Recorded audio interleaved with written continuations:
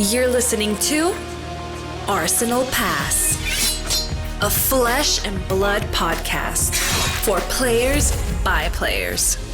And all about strategy, leveling up, and the latest news in the world of Wraith. Welcome to Arsenal Pass. Hello everyone, welcome back to episode 188 of Arsenal Pass. Hayden Dower here with Pankaj Bhojwani. As always, this week on the pod, we are looking at the landscape of Class Constructed and Pankaj said a bit of a spicy one to me. I think you say spicy? I think I said maybe contentious. Oh, contentious. Okay, I'm going with spicy because I really like to, throw it on the fire. But we're going to talk about a question, I guess, which is, I mean, it depends how you phrase this, right? Or how you want to look at it. But I guess in essence, is Class Constructed too large? Do we have too many heroes? Is there too many cards? Whatever way you want to cut it, I think we're going to try and break it down a few different ways and look at it from a few different angles this week, right, Pankaj? Yep, bloat is the term that comes to mind, and we're definitely going to be tackling the concept of that one. But before that, let's move into this week in Flesh and Blood. Hayden, how's your week been? Minimal Flesh and Blood. I'm kind of sticking to I thought about going to a Class Constructed event in the weekend. I actually really wanted to go because it was a local event put on by some community members, which is, I love the grassroots kind of element of Flesh and Blood where I can support it. But I did want to avoid playing Flesh and Blood over the next few weeks as in the lead up to Christmas, just with a lot of like work commitments and personal commitments and things like that, and just to leave some free time to enjoy. It's now summer here in Australia, so I didn't end up going along, but I've been playing a little bit of Enigma still post kind of this, I'm going to call it rotation slightly, with High Octane hitting out, playing a little bit of Enigma just to see the lay of the format. Like I said on last week's pod, I still think Enigma is the best hero. We'll see what happens this week in the calling. But otherwise, I've been busying myself playing more of the Bazaar. So it's such an interesting game because I spoke about it last week. If you haven't seen this, I don't even know what you would call this game. I guess it's a deck building auto battler. It's like a roguelike deck building auto battler. Yeah.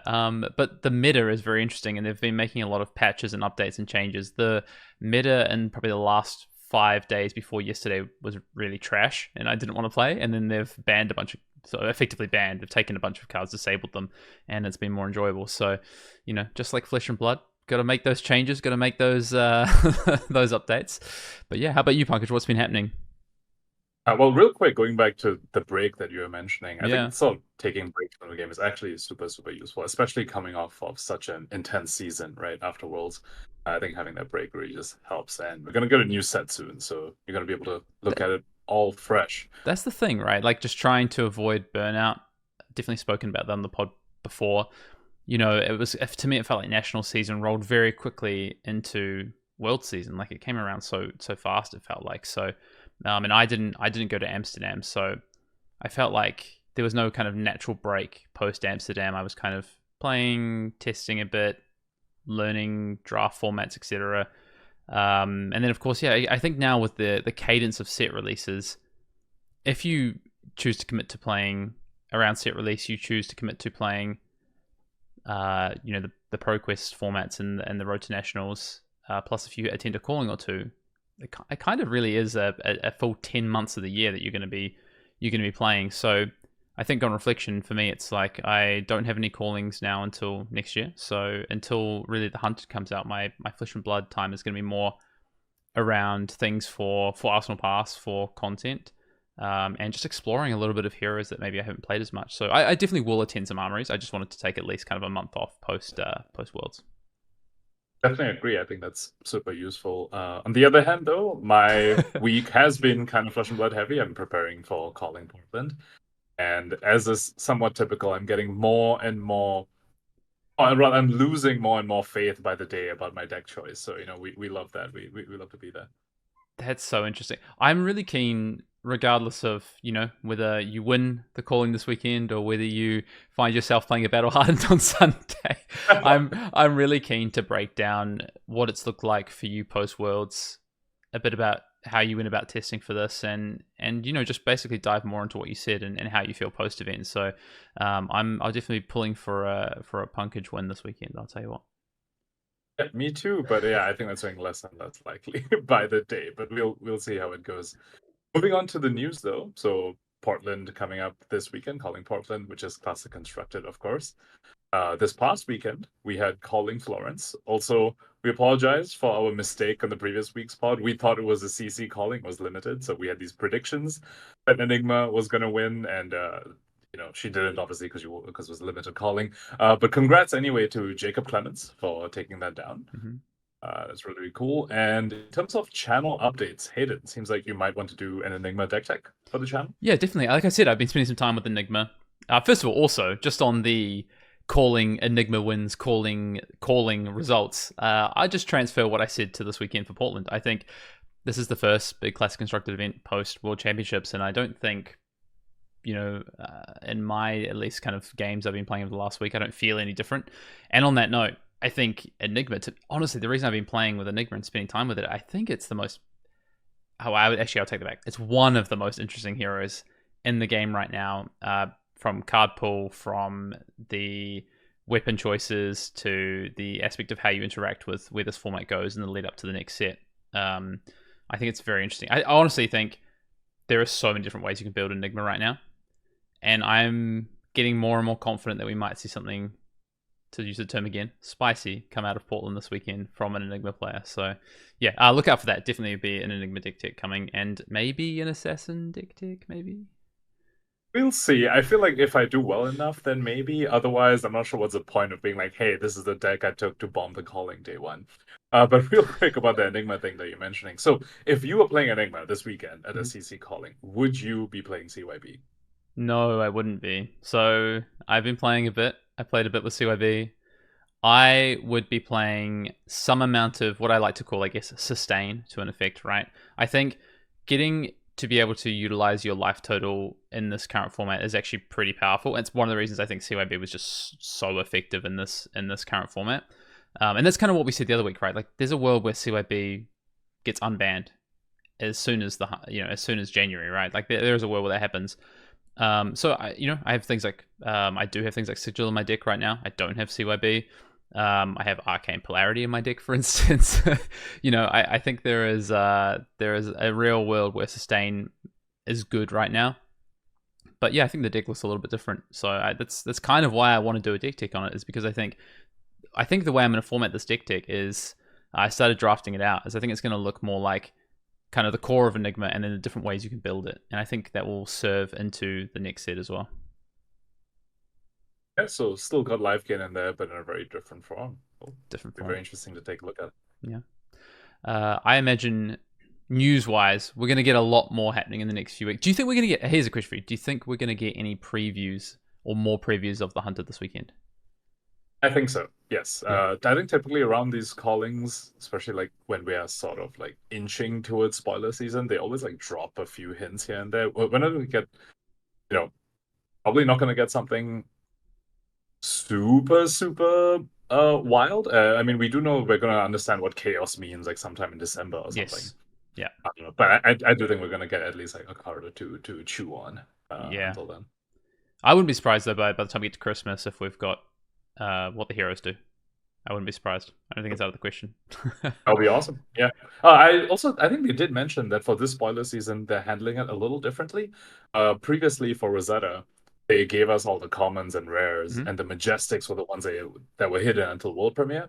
And I think they're doing the reverse for this one. I believe I read that somewhere, which I do. I really like that, to be honest. I think the previous spoiler season, for a little bit, I do think there was it felt like it wasn't hype enough, because we weren't getting powerful cards to look at. We were getting all this sort of draft chaff to look at. But now I'm definitely looking forward to the new style of spoiler season. Yeah, I would use the term anticlimactic. I think like it was really cool the first few days when you saw the mechanics come out on those cards, and then as soon as that kind of dried up, it was like, okay, I really don't care about this random Earth card that's now being previewed. Like, it doesn't, or it's Wizard Day. Here's the third or fourth card we've seen with Amp so far, but it's clearly a draft card. Yeah, it's fine. But at the same time, I feel like there were some draft cards that were hidden until the world premiere, and they were actually super impactful. Arcane Polarity was not in spoiler season. It was only shown like at the premiere. You're suddenly playing against it. I mean, I wasn't there, but I heard that suddenly someone played against it, and they were like, "Wait, I didn't know this was there." And I think you sort of get more of those moments, which I think is really exciting when you hide the draft chaff. But at the same time, you get all these impactful cards that you want to start brewing with and start potentially thinking about how you can adopt into your other CC decks. So I think it might be the best of both worlds. We're gonna have to at least experience it before we can say. But I'm very optimistic about the way spoilers are gonna be done for Hunted. Just gonna have to add one correction there for you. Arcane Polarity is also a class constructed staple, clearly. Sorry. Yes, of course, you did just bring it up. No, I think that's very true. Yeah, I'm excited to see it. I think if I think back to Part the Mistveil, for instance, in these, now that world premieres are basically a staple of what LSS are doing, they've done it now. Obviously, the first one was Uprising, then we had a bit of a break. They brought it back for Heavy Hitter season, and now the last 3 sets we have had this world premiere format. Where you have preview season, world premiere, into your pre-release format, into a calling run, which I think is very, very cool. Doesn't seem like it's going to change. But I will say that for Part the Mistveil in particular, and for Heavy Hitters, I think that preview season was a lot more impactful. The hype was building in a way that I think worked better because of, effectively, like what you say, this reverse of seeing these key marquee cards of the format. Yeah, and it's really cool to have people open them, right? I think it's cool to do it something different. People open these cards like, wow, check out this Majestic. But it's only honestly really cool if you're there, and only a small percentage of the player base gets to be there. So, yeah. And at the same time, I think they're probably still going to hide some, either like of the legendaries or some of the ends, right? Like Traverse the Universe, for example, was not shown in spoiler season as well. I just remember seeing that blurry image of it that someone took, and I was like, oh man, that card's broken. But you're right. I'm sure we're gonna have. Yeah, I'm sure we're gonna have maybe 1 or 2 of those as well, alongside getting all these cool M's and L's to look at. So yeah, definitely. Great. Yep. All right. With that said, let's get into the Commander Cookout. And if you do want to submit your questions for the Commander Cookout, you can do so in a few different ways. You can drop a comment on the YouTube video below if you're watching on YouTube. If you're on an audio platform, jump across to YouTube, give us a cheeky thumbs up and a subscribe, and drop your Commander Cookout question. Otherwise, you can email us, arsenalpassfab@gmail.com, which we do actually have one lined up for, I think, week after next that has come via email. So thank you to that person. You can also... if you're a patron, you can drop it in the Arsenal Pass Discord, and you can do what this individual has done, and you can even give us a write-in if you see us. So we got a write-in from Worlds, all the way from Poland. I'm very sorry, I do not remember who gave this to me. It was on day 2, I think, in the rush of people getting between rounds and between events and things like that. But I did get this awesome Polish Rune Chant token that they were handing out along with this Commander Cookout question. So Pankaj, the Commander Cookout question this week comes all the way from Poland via Osaka at the World Championships. Do you think that Overpower is the correct solution to feel bad moments that Dominate can create, or should we go back to Dominate because as players we like to do powerful things and crush our opponents? Love from Poland. So for those of you, well, I guess no one can see this because it's in our show notes, but the keywords Overpower and Dominate are all capitalized, and I imagine it was like that in the handwritten note, which is really, really cool. I like that. Obviously, there's a bit of a Bravo theme going on here with the crush our opponents, but before we get into specifically, I generally like that they're being more careful regarding Dominate, right? Dominate's like one of those keywords that takes away player agency on the other side. So I'm glad that they're being more careful around it. However, I'm not entirely sure about Overpower as the solution, because Overpower makes the 0/4 D reacts even more powerful than they already are, right? Because you can always just play the 0/4 D react against an Overpower card. And also, I think this is probably my bigger issue with Overpower, is that the difference in how it affects different classes is incredibly high. So for example, if I'm a warrior or an assassin, Overpower is a lot of times just textless. I can still block with whatever I want to block with anyway. But if I'm a wizard, then Overpower is literally the same as Dominate. Almost literally the same as Dominate. So it's not... I think the goal with Overpower was that it's a weaker form of evasion. But instead, it feels like it's landed where it is the same form of evasion. It's exactly Dominate, depending who you're against, or it's textless, depending on who you're against. It's not weaker across the board. It's either the same or it's not at all. So I'm not entirely sure I like where it's landed, but I do like the sentiment and the design idea of moving away from dominate into something that's a little bit weaker, but still has an evasive component to it. Yeah. Yeah, I think my take is that actually, I think overpower isn't here to replace dominate. I actually think they're fundamentally kind of different mechanics. Evasion. They're both evasion mechanics. I agree. But I would say, to your point, right? Overpower really responds or it interacts differently depending on the hero that it's playing into. And overpower is going to feel different and in different limited formats. I mean, you can just see the difference between bright lights and heavy hitters, for instance, right? Just the way overpower interacts in those two formats feels different. And it does feel the same in class constructed. And I think overpower for me is a really interesting limited mechanic.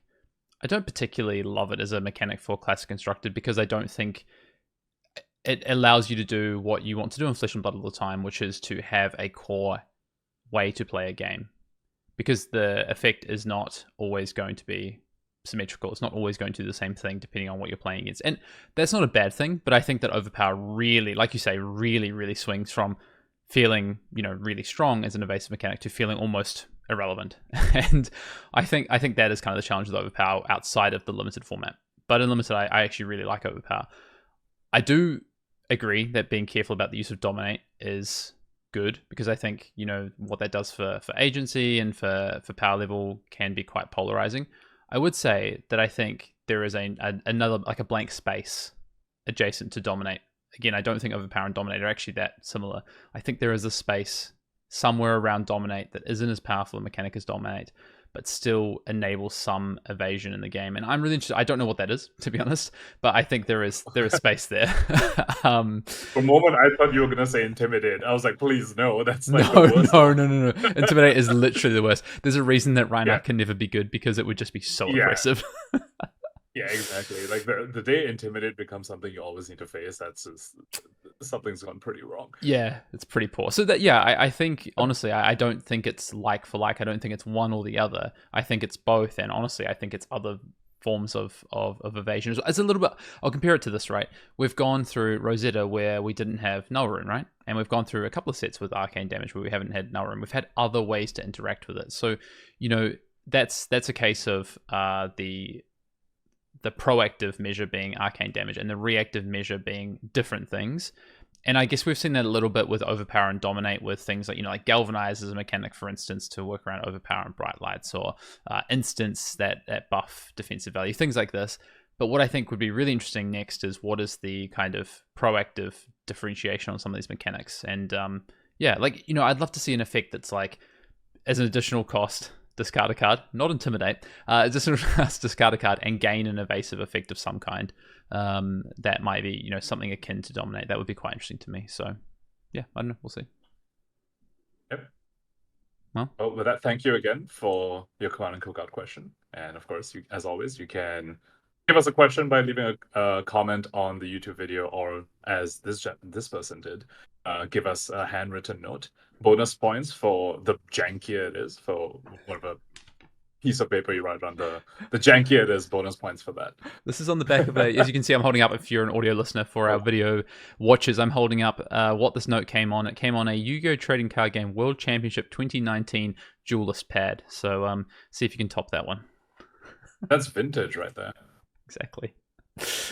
All right. Should we get into main topic? Let's do it. It's time. Okay, so we said at the sort of top of the show, what we're going to discuss or go through this week is a little bit about where the state of class constructed is right now. Is there hero bloat, as Pankaj put it? Do we have too many heroes? Is there too much happening in this game? And there's a few different ways you can cut this, and I think we had a brief discussion before we hopped on the pod. There's a chance we sit on different, I wouldn't say different sides of the fence, but maybe on we might be leaning on different posts of the fence, so to speak. But I want to hit you, Pankaj, but also our listeners with a few facts as well, just about the kind of state of class constructed when it comes to the size of it. Obviously, Flesh and Blood class constructed being an eternal format in many ways. Living Legend is the, I guess, the solution to that. But here's some facts. So with the release of Jarl, which is happening in a week's time of this pod dropping, there will be 33 adult heroes legal in Classic Constructed. That's legal, not including Living Legend. That's just 33 heroes that if you want to play Flesh and Blood Classic Constructed, you have the choice to play of. If you take it back exactly 1 year ago to post the World Championships in Barcelona, we had 23 heroes. So we've had not 10 heroes released in the past year. We've had additional 10 heroes that are now legal, because if you think Lexi had just hit Living Legend before this, Icelander was about to Living Legend. We've had Dromai Living Legend as well. So that's not just 10 additional heroes. So only 2 heroes of Living Legend in the past year, Icelander and Dromai, but 14 have been released, 12 from sets. So we had 5 from heavy hitters. Of course, Rhinar, a reoccurring member of that one. I was like 5. There were 6 heroes though. Yeah. But yeah, at that same moment, I was like, there definitely was 6 heroes in heavy hitters. But yeah, Rhinar. One of them was Rhinar. We had 3 in Part the Misfell, and we had 4 in Rosetta. And we've also had, additionally, which I think is one of the reasons you wanted to discuss this, is because we've had heroes come from not sets as well. We've also had Ira, of course, released at the World Championships in Osaka, and Jarl is about to be in our hands next weekend. And that's before you even consider the fact the Hunted brings 3 more heroes to take us to 36, likely before any Living Legend happens, unless, I would say, Dash Inventor Extraordinaire wins a calling in the next 2 weeks. Otherwise, I don't think a hero can actually feasibly Living Legend. Oh, I guess if Azalea won 2 callings? Maybe. They live at slightly over 800, sure. I mean, I feel like that's more likely than Dash winning something with the state of the meta right now. Fair enough. Just to do a quick Living Legend check as well, if you are curious about, okay, 33 heroes, soon to be 36. How close are these heroes to Living Legend? Dash Inventor Extraordinaire is at 940 points. Of course, you need 1,000 points to hit Living Legend. Azalea is 813, and then no others are over 800 points. So no others are 80% of the way there. Everyone else is less than 80%. The closest would be at 70%, so 700 or above points. Fi, Viserai, Bravo, Zen, Kano, all in the 700s. What do you make of it, Pankaj? What do you make of, I guess, where we are? Maybe first of all, let's start with, what do you think about where we are with Living Legend? Because there is a lot of those. There is, what, 1, 2, 3, 4, 5. There's 7 heroes that are 700 or greater. So in theory, within the next 6 months, they could all Living Legend, right? In theory. Yeah, I'm actually, I didn't know about these stats, so thanks a lot for, getting all the data together and telling us.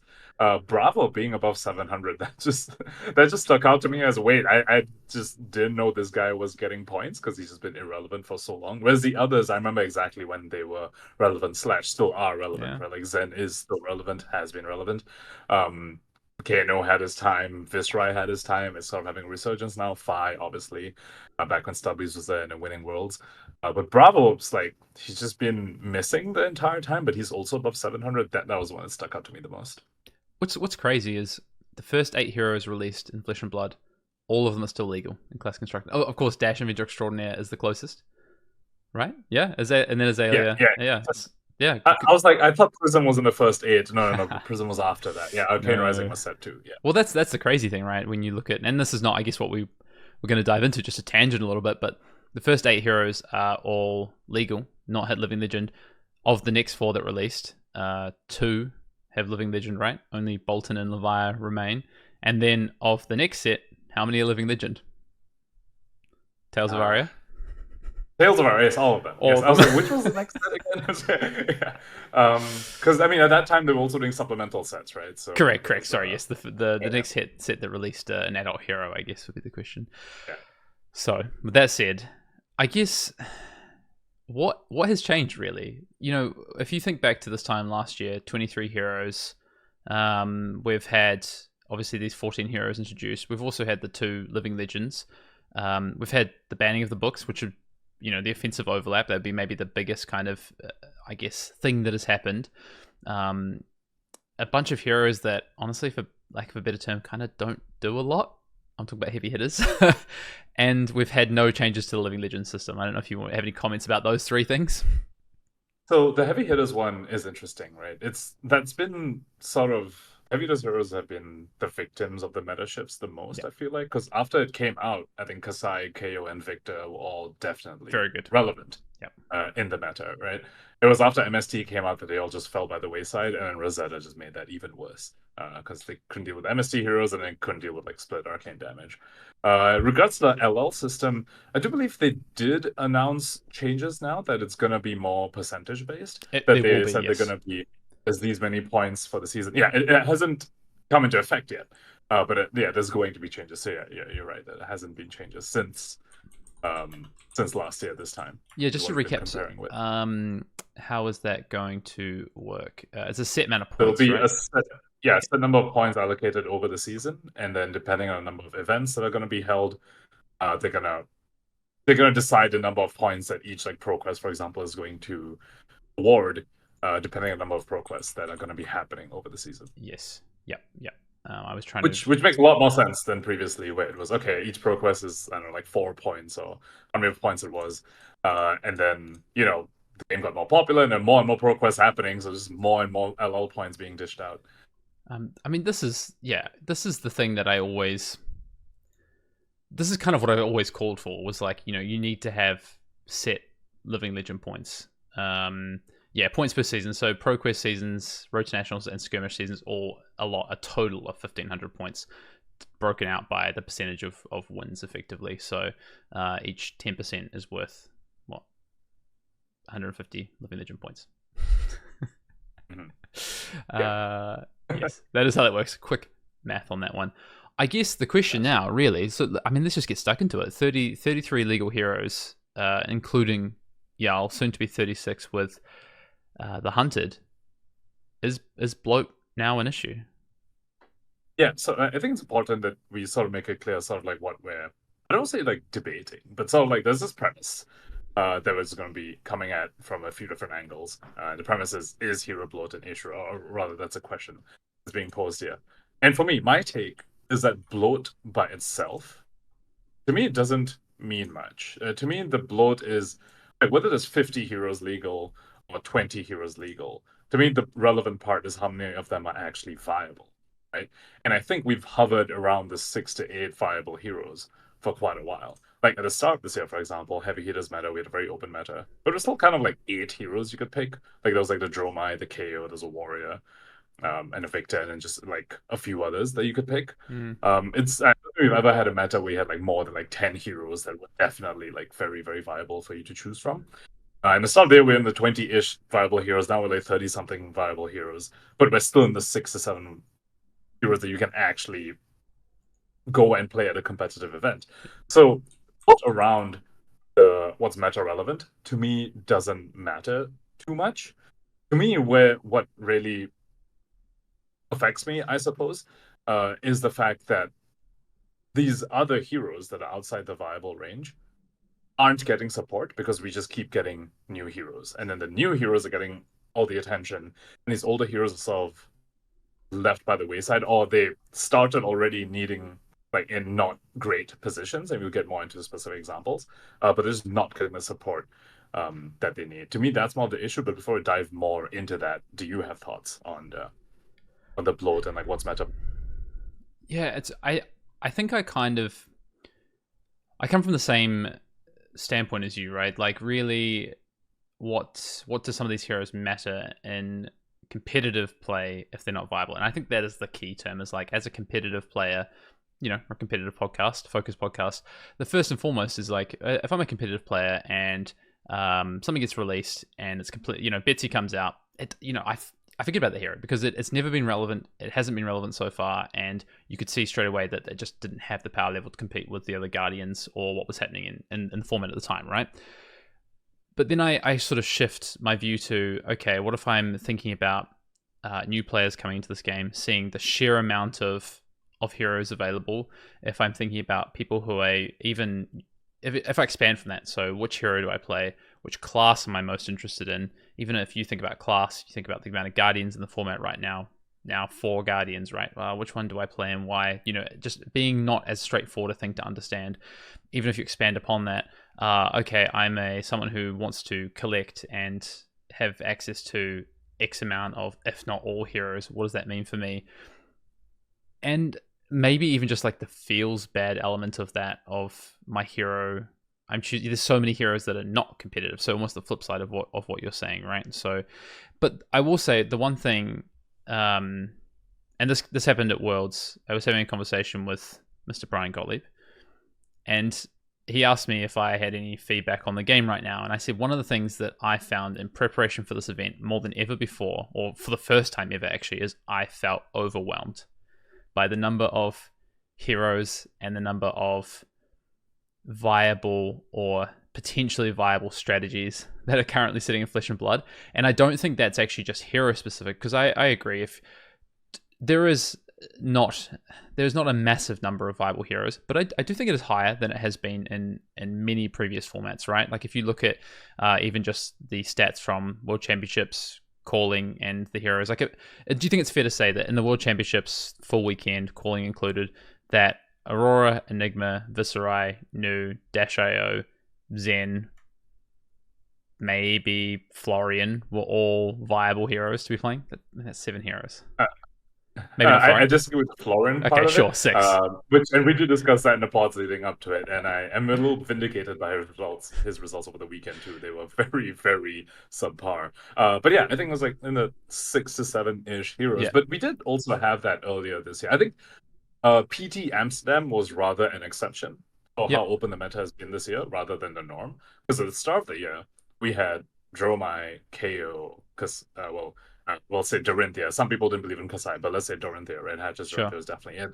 And there was Kano, Prism as well. That was also hovering around in that. Yep. Victor was, some people were thinking about it as well. And there's probably one or two others I might be missing. And maybe was Katsu also thing? Yeah, I think Azalea. Yeah, Azalea. Azalea, I would give you. I'm not giving you Katsu, sorry. Well, I remember putting in top 4 of calling Phuket. It was the top 4 or top 8. Doing amazing things with Katsu. But that might be a pudding. Right? That's pudding there. Yeah, Azalea. But yeah, Azalea was definitely in. So it was still in the 6 to 7-ish heroes of the game that were very, very viable. So I think that just speaks to how the design has honestly, in my opinion, gotten better. That more of these heroes are viable. But again, two points in time, right? Like if we go back to last year, and I guess my frame of reference when you have 23 to 20, around that 20 to 25 mark of heroes, you go back to Barcelona, you go back to Baltimore, you go back to the World Championships the year before. It's a lot more limited, right? And I'm not saying that's a good thing or a bad thing. I'm just kind of pointing out that that's why I had this feeling for the first time that I felt quite overwhelmed. And that's actually, it's not just purely hero, it's also strategy. I think with that offensive overlap being banned, it also opened up a lot of new avenues to explore, which is just in itself going to be a lot of newness and take up a lot of time to understand that. But you even had things like, is that deck a CYB deck or a non-CYB deck? Is that deck trying to fatigue or is that deck not trying to fatigue? What weapon is that deck running? I think that element, because there is maybe some more closeness and power level, opens up a lot of new avenues. And honestly, I did find it overwhelming for the first time, I think, preparing for an event. I was going to bring that up, actually, the CYB thing. I think that one in particular for this past meta made it maybe a little more overwhelming, as you say, because so many decks might just randomly be running that card and you need to prepare for how they are different, right? Like CYB Nu is different from CYB Enigma. Mm-hmm. So it is, and then there was CYB Bravos running around suddenly, so which is also different from CYB Nu and CYB Enigma. Did I tell you about the CYB Kano that I played against? Sorry. No. I played against. Wait, what? No, I played against Combo Aurora. In the call. Oh, the silver one. Yeah. The one where they pitch in the silver and just keep arcane pinging you. And he's like, so as soon as I resolved like CYB, he's like, I actually just can't win this game.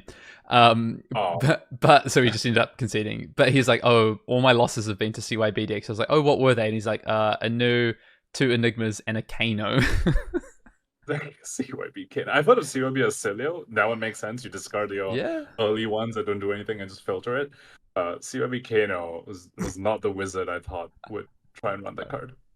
Anyway, sorry, I tangented from. We were talking about, I guess, this idea of bloat, right? Of heroes, of cards. And so I guess what I'm trying to say, I just summed that up before I pass back to you, Pankaj, is that I don't think it's purely hero bloat, but I don't think that because of the banning of the books and the offensive overlap and some of the power levels kind of narrowing, like you referenced the start of this year, right? LA, etc. I do think that the hero piece is a component of it, but maybe not the biggest component right now. Yeah, I do think whether a part of it is like what you were saying, which is the change in offensive overlap, if you will. Like, yeah, the power levels between the top few decks, or in between the top few decks, are smaller than they've been. And I feel like I've been saying this for a while now. Where it's like the difference between the top deck and the second best deck, it just keeps getting smaller and smaller, to the point where I think right now we aren't saying this is the one clear best deck. We're saying there's 6 like viable decks. Whereas previously it was very much like, oh, you should be playing, like, say, Dromai, for example. You should be playing Icelander, but if you don't play the next best deck, it's not that far off, and you can totally still perform. On the next deck. I think the gap between the third and the sixth, as like an example, is also narrowing, and that's a really interesting one to that point as well. Yeah. But yeah, I'd like to speak a little bit more on the heroes outside. Yes. The viable heroes outside the 6 to 8 viable heroes, and to me, here's where the issue of, I don't know if it's an issue of bloat or just an issue with the way the product cycle now with the removal expansion sets. I'm not sure like where the cause lies, if you will. But the thing that bothers me is that I feel like heroes are released at a certain power level, and then they almost never leave that power level. They'll just stay at that power. Like you look at Vincent, for example. You look at Max. You look at Olympia, Betsy. There's so many examples. That's not true. Max is much worse than it was 4 weeks ago. Yeah, no, fair point. Max did get worse. But yeah, so there's so many of these heroes, but they release at power level, and then they just don't get the support that they need because we keep getting new heroes, and the pool of heroes just keeps increasing. The newer heroes get stuff, and then the older heroes where I'm like, oh, I was waiting for support in this hero, and it doesn't seem like it's coming. So, like, the example that sticks out to me the most is Riptide for me. Like, when Outsiders came out, I was super excited about Riptide. I was like, oh, I'm gonna play this hero. And even up till now, my testing group knows every new meta, every new season, I'm gonna whip out the Riptide, I'm gonna brew something, I'm gonna make them test into me with it, and I'm gonna shelve it because it's still not good. And then a year and a half later, I'm waiting for support. He's getting this tiny drip feed in this expansion slot, just like one card at a time. Yep. And he's just not keeping up, right? With the new stuff. And in terms of how this changed my behavior, I actually had a similar thing with Vincent as well, where it's like, oh, she came out, and I was super excited, and I got the Vincent cards, I got the Riptide cards, and I'm like, and one day these heroes will be good. I can play them competitively, and it'll be awesome. That's not happened. And so this time around, actually, with Verdance, which is the hero I was most excited for, I actually didn't go and get the cards. I didn't get any of the Verdance cards because I was like, oh, she's released at this power level.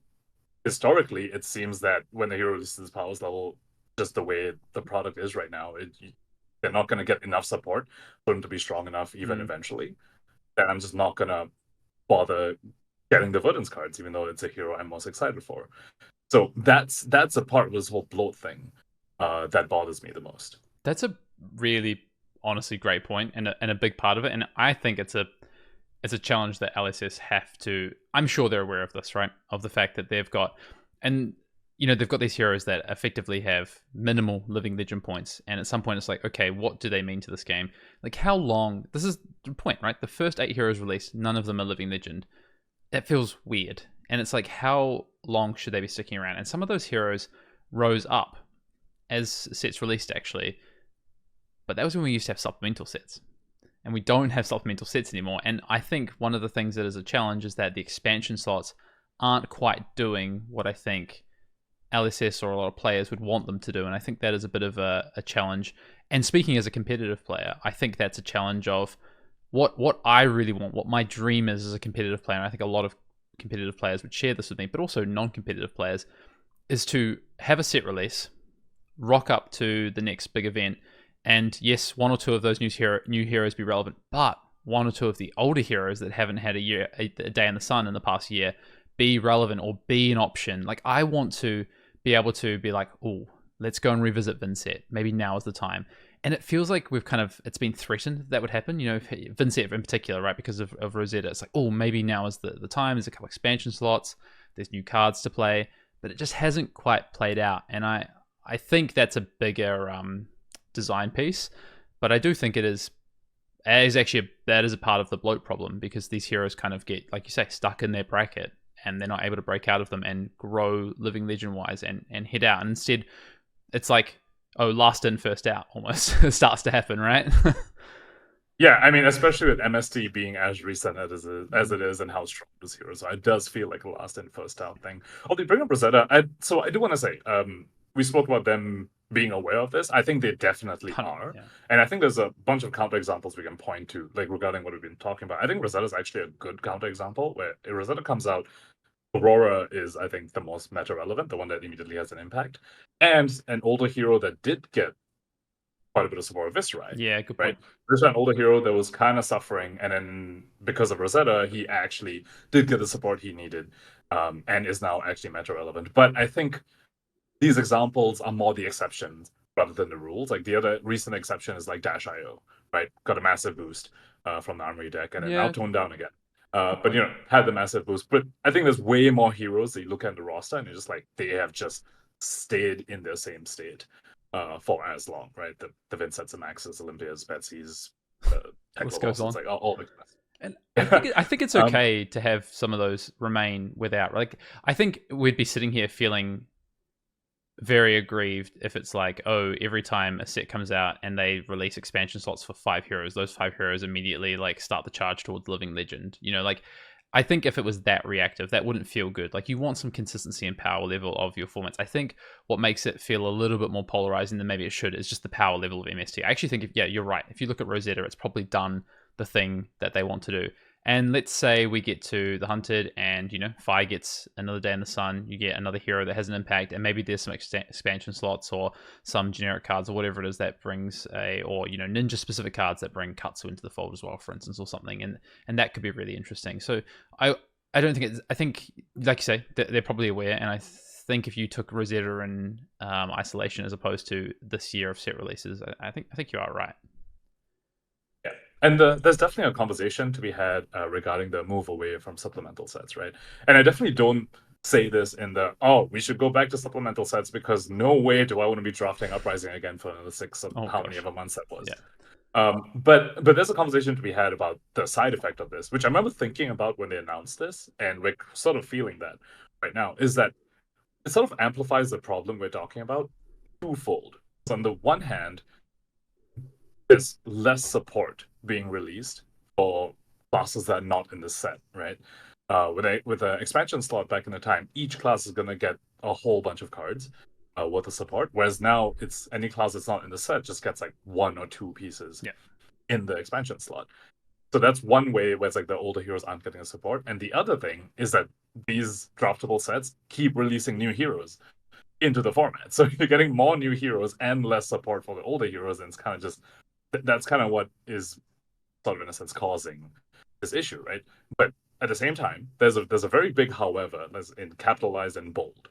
However, here is that we're also getting more products, and I think this is that we speak about them clearly being aware of this, and I think this is definitely the other example. Not only was like Rosetta a very good case of them saying one or 2 relevant heroes and then older heroes getting support. The other thing is that there's more products. Armory decks, so Dash.io, for example, a hero that got a big boost outside of a set, and then the mastery packs that are coming along as well, right? There's going to be starting Mastery Pack Guardian next year, so there's clearly that sort of stuff that I think is happening to alleviate this problem. Balance it out a little bit, right? Although then they go and release Jarl, so and then we get a new hero in Armory deck, of course. But I mean, then this, of course, also has its own sort of, I'll say, like, set of issues, but its own like side effects, right? Like product fatigue is something that I have started to hear in discourse around the game, which definitely wasn't something people were talking about earlier. Now, I've heard people say, "Oh, it feels like there's some dissatisfaction with how frequent the meta shifts were." Like, you were speaking about the extent to which a meta might shift if they keep releasing too many relevant like expansion slot cards. But some people, I know I've heard say, "Oh, look, new Azalea Armory deck, how does this change? And you go experiment with this again. Does this shift the meta?" Dash.io Armory deck was clear. Was a very clear moment where people are like, wait, we're in the middle of sets and we're having another meta shift in the middle of a set. And I think that was maybe exacerbated a bit because we were also in the middle of PQ season. So there was some dissatisfaction there. But you could see how these are also some other side effects, the product fatigue and maybe a little bit of annoyance for how frequently the meta shifts when you bring more products into the mix. Yeah. I think as well, if you sat there and you drafted Uprising for 9 months, I think you're probably still a little bit immune to this because you're like, oh, there's more product. But I do agree. I think it's about striking the balance. I do think truly that Legend Story Studios are committed to trying to find that balance that is right for the player. And I think it's not easy, and it's not always going to appease everyone, but I think if they can hit the 80%, they're going to be doing an amazing job, and I think that's what they are trying to do. I guess that leads me to the question, do you think fundamentally heroes are releasing too quickly? Be it. Let me just answer that question. Be it either there's too many new heroes in a set, or even just the frequency of heroes coming out, I guess. I suppose if I had to give a yes or no answer to that, my answer would be yes. 14 heroes this year. 14 heroes this year. Yeah. Yes, so yes, they're being released too quickly. But again, this is very much relative to they're releasing too quickly for them and all the heroes to get reasonable support. Yeah. Is, again, like my main issue is, like, you say 14 heroes this year, and I'm just like, I feel like, okay, I mean, MSC being an outlier, but it feels like, 3 or 4 of them were actually relevant, were actually players that either players in the meta, stuff I had to test against, stuff I had to prepare for, or something I'm playing as. Yeah. And then most of them just didn't matter, and feels like they probably won't matter for a long time. And so, yes, releasing too quickly, but yeah, relative to the support. Yeah, I guess what would you say? It'd be KO, Victor, Kasai, obviously the 3 MST heroes, and then Aurora and Florian, I guess. I just Florian, man. You have to test against it, though. You have to test against it. That's what you said. Okay, yes. I guess I did have to test against it, but I mean, I also had to test against Betsy, and then very quickly it was like, oh, I don't need to care about stacks. I guess, okay. Oh, you did it? Oh, yeah. Yeah, I didn't bother. We had some locals that were super high on that. Okay, there you go. Overpower on a CNC, or buffing a CNC with a money where mouth is and putting overpower on it. It does activate some neurons, but not the right ones. They're like they'll just block with a bunch of stuff and be like, oh, thanks for the gold and the vigor and everything. So anyway, sync blow from Arsenal. Oh, yeah. Sync blow from hand. So 14 heroes, maybe that is an outlier, right? It's obviously a lot more than have ever been released in 1 year. Is that going to slow? I guess the follow-up question to that on the flip side of the exiting side then is, heroes Living Legend hitting Living Legend too slow then? That's so strange because, okay, I mean, like, what's an example of a hero that Living Legend? Okay, I feel like we have some heroes that turbo to Living Legend. Yes, like Starvo is one of them. Yep. And I would actually put Lexi in a very similar camp as well, because she wasn't very relevant, and then suddenly she was relevant, and she effectively out-L'd in that very, very short time frame. Like, she's in that spot where I feel like people who are fans of Lexi were waiting for her to become strong, and then she was strong. And then almost immediately they couldn't play her anymore. I feel like there's a similar camp there. That's hard to balance, though. I think that's going to happen no matter what, right? Like, if you to your point about these older heroes it's very hard to create. I think the Viserai dynamic right now is a very, very good dynamic, and I think that's very difficult to create ongoing. And I think they're going to do everything they can to do it. I actually wrote this down. I thought, if you have a contrast of heroes, I think who's Living Legend too quickly, Starvo would be top of that list. Enigma might be, is potentially knocking on the door of being, I think it's like 600 odd points. It's had like 400 points this season alone, right? So it's done Zen was on the pathway, right, to doing that, but they obviously made changes. If you look at the heroes that maybe feel more right, I think Icelander, Lexi, Dromite, but then you'd have people on the flip side saying, wow, Icelander and Dromite hung around for so long, I felt like they were always a part of the meta. It was like depressing to have to play against this ice deck or against this deck that are mass dragons. So it feels like you can never really win. But I do think that I actually put Lexi in the feels right time of Living Legend simply because I think that it did have its time around. There were people who were fans of it. It was at least somewhat viable even before Codex and stuff was printed. And then it had 2 really strong seasons of being, one of, if not the best deck in the format. So, but it's a hard balance to strike. Yeah, I like the 1.5 to 2.5 years per person for Living Legend. Yeah, I okay. think that I think that's a nice, like, healthy. Okay, they were around. People who enjoyed them got to play them and got to feel like they, weren't inting themselves by playing them. Yeah, yeah. But also didn't just lose them immediately. Yeah, I think that's fair. I think I would my caveat to that would be I would say 1 to 2.5 years, with the caveat that at least 50% of that time they are a good viable meta choice, whether that be one of the three best decks in the format, or if not close to a year being a viable tier 2 kind of deck. I think would be interesting. I think I look at Aurora right now at 345 Living Legend points as a very interesting one. If Aurora, one of the best aggressive decks right now, if it goes and wins a couple of tier 3 events, even a tier 4 event, it's still going to stick around for the better part of a year. And I think that is obviously on the quicker side, but it would be an impactful year, you know what I mean? And I think that at that point I'd be like, okay, that feels like people have had their chance to get their use out of the cards. The players who played Briar previously got to bust their cards back out again. When we get the next, you can transition your Runeblade cards into whatever you want to play next, and at some point we'll get another Elemental Runeblade, and I think that feels okay to me. So, but yeah, again, it's tough. It's tough. But I would say selfishly, what I want is impactful change, and things like a Dash.io Armory deck here, or a set that comes out and makes something like Viscerai viable. Those are the things I want more of. I don't want it to be 80-90% of what happens, but I'd say right now it feels like it's 5 to 10% of what happens, and I want it more to be like 20% of what kind of happens when when sets get released or product gets released. My caveat to the 1.5, 2.2, like 2.5 years thing is Illusionist. Like you mentioned that Enigma is like knocking on that door. Yeah, good riddance. Like honestly, like every Illusionist should be legal for 6 months at most. Just get them out of here. They have like, Phantasm. Enigma, just leave. Yeah.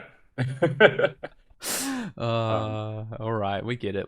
You're an assassin and wizard player. We get it. What about? Yeah, you were a wizard player too. What happened to that? This is the funny. I've never really been a wizard player. I just play Kano. I've registered Kano genuinely at a tier 2 or above twice. That's it. A world championship and a pro tour.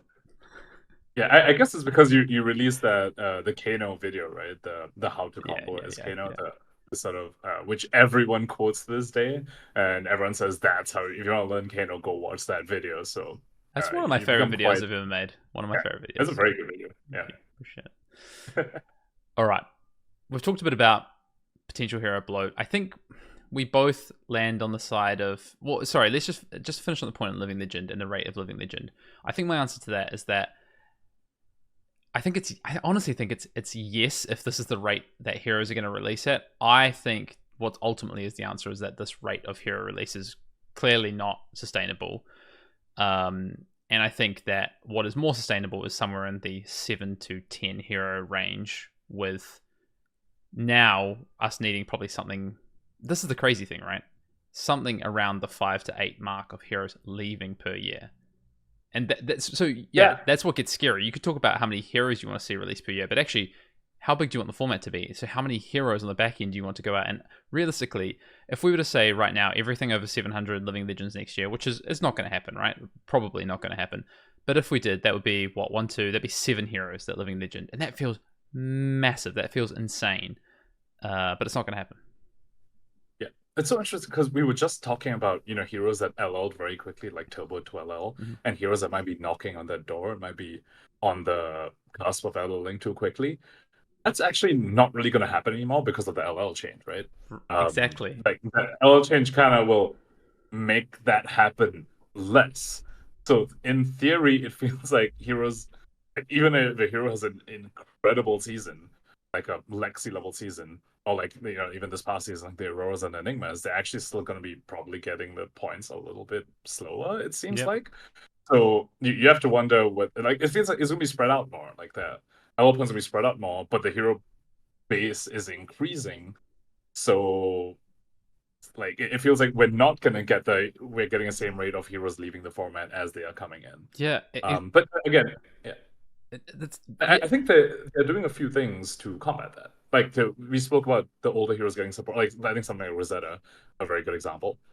Older hero getting support, and then like one or two relevant heroes. But another thing that I think I'm expecting to see a little bit of this, and I don't remember whether they alluded to this somewhere. I feel like I remember someone saying this, but I can't quote it. More outsiders type draft sets. Like, draft sets don't need to have every single draftable hero in that is a new one. Like Outsiders was 6 draftable heroes, but there's only 2 new heroes in Classic Constructed, right? It was just Riptide and Azuri. Yep.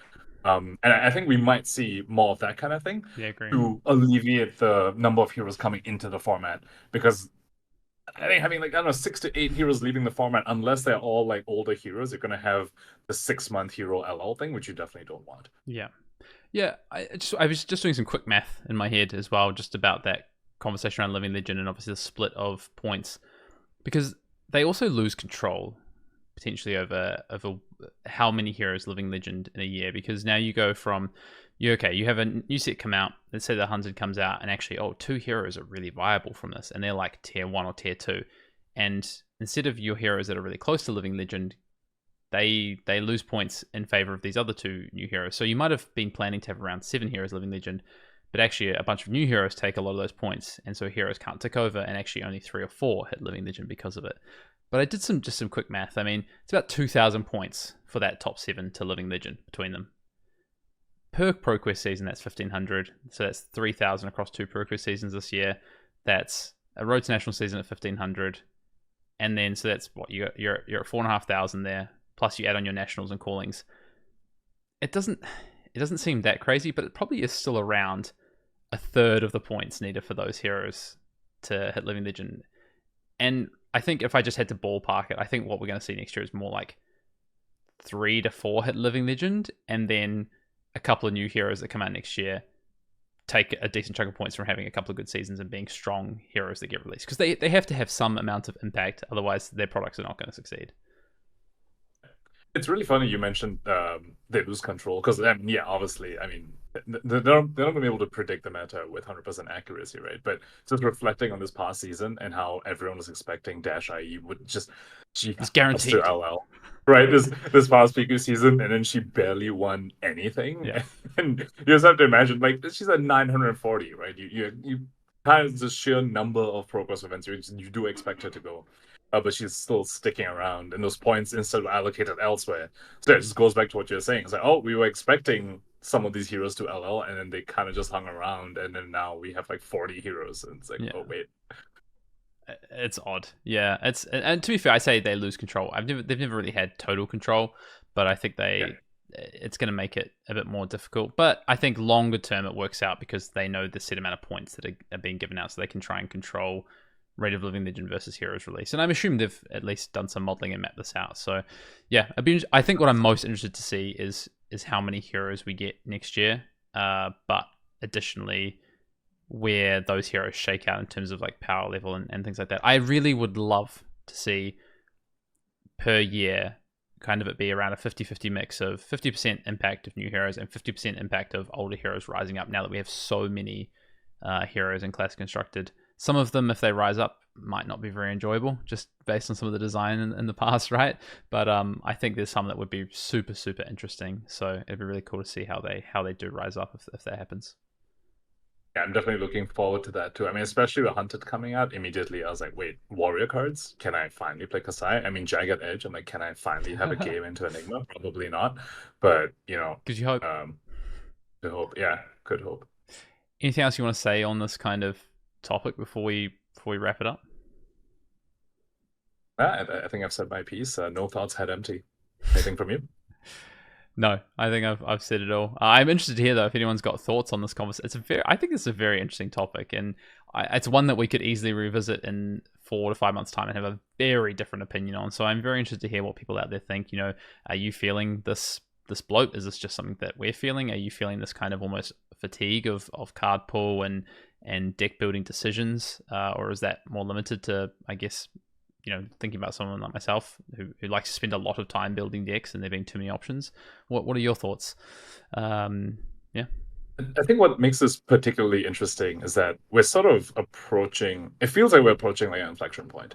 Like we're approaching the point of, okay, the hero pool is simply way too large, and something needs to be done about this. Like we aren't there yet, but we're sort of approaching it. And so there's just a lot of conversations about like what the future of the game looks like, and like what happens past this inflection point. How are we dealing with this? Yeah. That makes it a very fascinating topic. I do genuinely think, though, that LSS feel that these heroes that are above 700 are on the tipping point of going, right. I do think they feel that, and even if you look at the current power level of these, Azalea is one that comes to mind as being the second highest on the Legend points. Like that is a powerful hero, right? Like it is just going to accrue living Legend points. Dash is going to struggle. I would have said the same for Dash before High Octane got banned. I think it's going to be a lot tougher for Dash now. Fire is going to get some kickback from the Hunted and is not far behind. Viserai has obviously had a bump, and I think is in a Azalea type spot now. Bravo is going to feel the Mastery pack. Yep, Mastery pack. Zen is going to feel some benefit probably from the Hunted as well. Kano, I don't know. That one might be the outlier, but the other six feel in a spot where it's like, yep, I could actually see these hitting Living Legend next year just based on what they're already doing or what is foreseeable. So yeah. Yeah, and I think that'll be really, really great if they actually manage to reach those thresholds. Yeah, that feels like that's what they're planning for. All right. Well, with that said, I want to say a massive shout out to all the Arsenal Pass patrons. If you want to be an Arsenal Pass patron, you can check out patreon.com/Arsenal Pass. We've got some. I'm going to do this Enigma Deck Tech. Well, to TBC on Pankaj. I think we should do something around Assassin though. 100%. I think it's going to be timed well with, I guess, Arachne as well, potentially. We line up something around just fundamentals of playing Assassin, I think would be very helpful to people. I think it would be helpful to me, to be honest, selfishly as well. I might need the help as someone who is less experienced with Assassin. Otherwise... Yeah, that'd be really interesting. And also, I don't think you're the type that ever wants to pick up Assassin, but sure, yeah, we can still do one. I told you this. I played some new in the lead up to World Championship. I tested new. It was on the radar because it had to be. Like it was just it's so powerful, and what ended up eventuating is what we thought might happen, which is that Nu was going to find a spot where Enigma starts to not think about that matchup, starts to sacrifice cards that were what was very relevant. You got space opened up because of the Zen moving away, plus other things you didn't have to worry so much about. So I did play some Nu, but anyway, that's by the by. That's been episode 188 of Arsenal Pass, and until next week, we'll see you in the next episode.